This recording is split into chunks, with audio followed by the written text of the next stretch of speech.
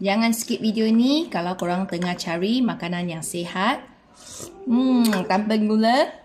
Tapi sedap, yang sesuai untuk jadikan sarapan ataupun malam.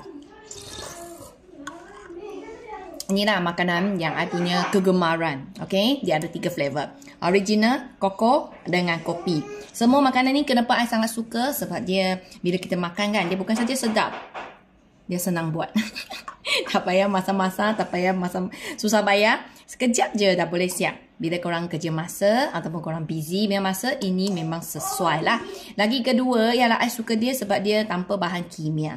Bukan sahaja tak ada gula, bukan sahaja gula yang membebankan kita punya organ-organ dalaman badan.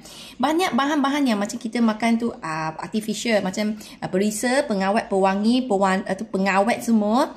Itu bahan kimia. Kalau kita hari-hari makan, it's like hari-hari bebankan badan punya organ. So, I nak jaga I punya badan punya organ. So, I nak sesuatu yang betul-betul tanpa bahan kimia. So, ini makanan ialah tanpa bahan kimia. Selain daripada gula. Yang ketiga, yang ini lepas I makan, I rasa sangat selesa sepanjang hari. Selesa dekat perut, selesa dekat emosi. Sebab khasiat-khasiat ada dalam minuman ini yang membantu I lebih rasa tenang. Boleh kata macam tu. So, korang kalau tengah cari makanan pagi sesuai, korang grab makanan ini. Ini makanan, kita hanya perlu campur 2 bahan ini. Ataupun ini untuk flavoring. Ini flavor kopi yang tanpa bahan kimia. Okey, 2 benda ni orang campur dalam cawan. Gaul dengan air. Dah siap. Kan senang? So, ini senang nak buat, sedap nak makan dan sihatkan untuk korang. Yang nak beli, korang tekan je barcode kuning. Betul ni siap. Ada 3 package punya. Satu, ini ialah package original punya flavor. So, soy 2 bungkus, 1 bungkus Prexi ni boleh makan 1 bulan sudah. Bukan 1 hari, bukan 1 minggu, 1 bulan.